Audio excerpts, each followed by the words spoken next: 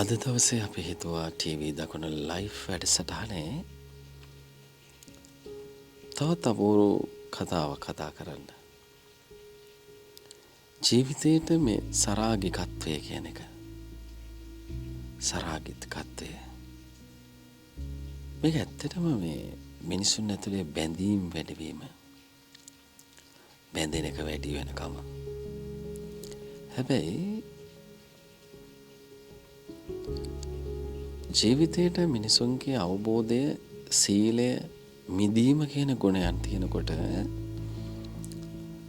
මේ සරාගිකත්වය කියන එකට ලං වෙන්නට ඕනේ නැහැ. මිනිස්සු හැම විටම ජීවිතය අවබෝධයෙන් බෞද්ධයෙකු නම් ශීලවන්ත භාවයකින්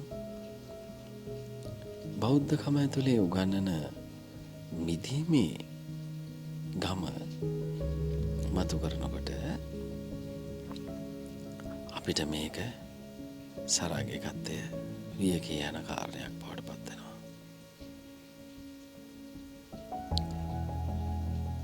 අපි ඇත්තටම මේ කියන්නේ මේ කාරණය සරාගිකත්වය කියන මනෝ හිත සම්පූර්ණයෙන්ම ප්‍රතික්ෂේප කරන කාරණයක් නෙවෙයි.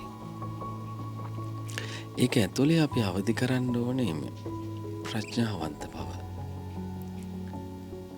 නුවණින් ජීවිතය දිහා බලන ආත්මයයි අපි අවදි කරගන්න ඕන. අපි ජීවිතේ විඳින්න නම් ඒ කාරණය හිතා හොඳින්ම තේරුම් ගන්න ඕන.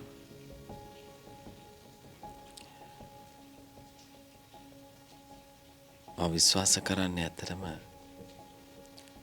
මේ ශක්තියින් තුනයි අපි හැම විටම ගොඩනගන්න ඕන. මෛත්‍රිය, කරුණාව,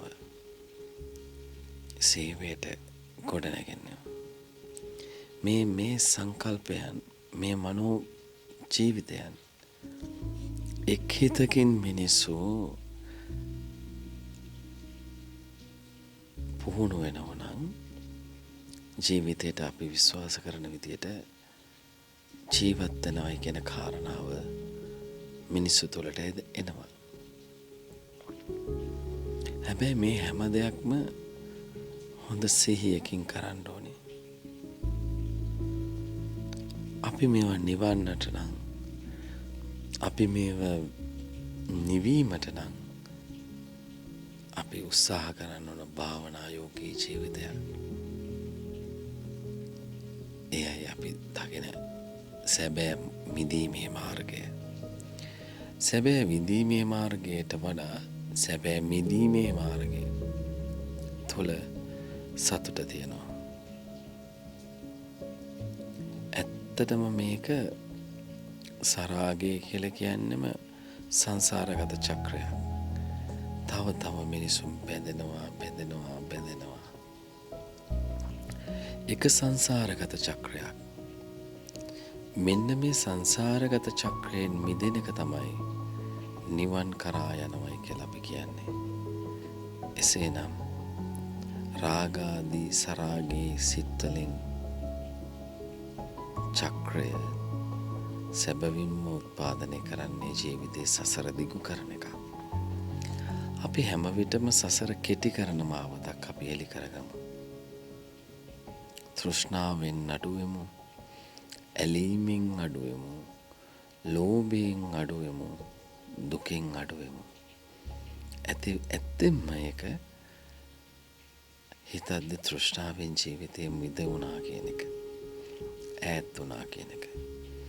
ඒ හරහාම තමයි ජීවිතයට සැබෑ වූ ජීවිතයක් අත්පත් වෙන්නේ.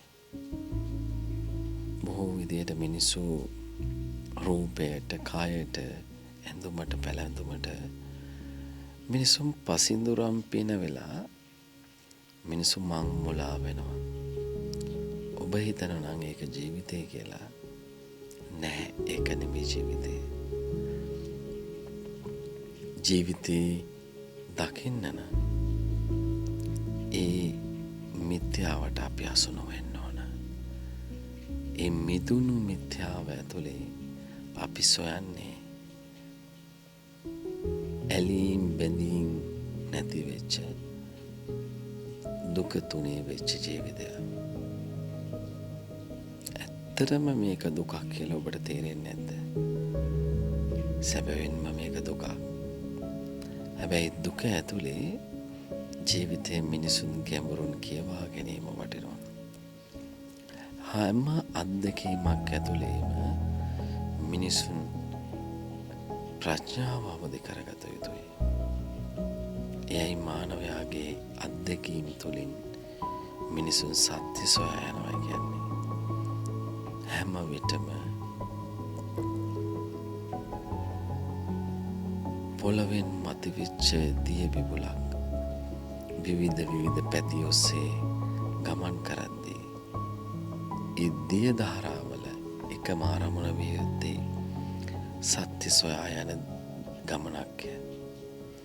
ජීවිතයේ ගැඹුරු තැන් සොයා යන ගමනක්ය. ඒක ඇතුළේම තමයි ජීවිතේ කිමයි කියලා අපිට තීරුම් කරගන්න පුළුවන් වෙන්නේ. සරාගිකත්වයක් කියන්නේ ඒ වගේ අඳුරු පැතිකඩ. ඒ අඳුරු පැතිකඩ ඇතුලේ අපි සත්‍ය විදිහේ සොයා බැලීමක් ගියොත් අපි නොවන බව ඔබටම වැටහේවි. එසේනම් අපි හොයන්නේ මේ ඇලීමෙන් දැනීමෙන් නොවුණු පසිඳුරන් පිනවීමේ ගායෙන් නැති වුණු ප්‍රඥාවන්තකම අවදි කරන මාවතක්ය. එක ධර්මයේ ඉතා හොඳින් ගැඹුරින් අපිට කියා දෙනවා. ඔබ සිහි කරගන්න. ඔබට දැනේවි ජීවිතය කියන්නේ වෙනස්ම එකක්. එක් හිතකින් එක් අරමුණකින් ජීවිතයේ මිනිස්සු හොයනවා. ඒ ජීවිතයේ මිනිස්සු සොයන එක ඇතුළෙම මිනිසුන්ට ඒ ලෝකේ පේන්න ගන්නවා. එයයි අපි විශ්වාස කරන්නේ මිනිසුන්ට සැබෑ මාවත විවර වුණා කියන එක. අපි ඇයි ඇලෙන්නේ බැඳෙන්නේ? අපි හිතමු ඊට වෙනස්ව. සරාගිකත්වය සහ ජීවිතය කියන්නේ දීප්තිමත් දාර්ශනික අදහසක්. ඒ දීප්තිමත් දාර්ශනික කතාව ඇතුලේ ඒ පොත ඇතුලේ තියෙන්නේ අවබෝධයත් සීලයත් මිදීමත් කියන ගුණයන් ත්‍රිත්වයමයි. එය ඔබ හිතින් මෙනෙහි කරමු. හිතින් පුහුණු වෙමු. ඒ කරා ගමන් කරමු. සුබ දවසක්.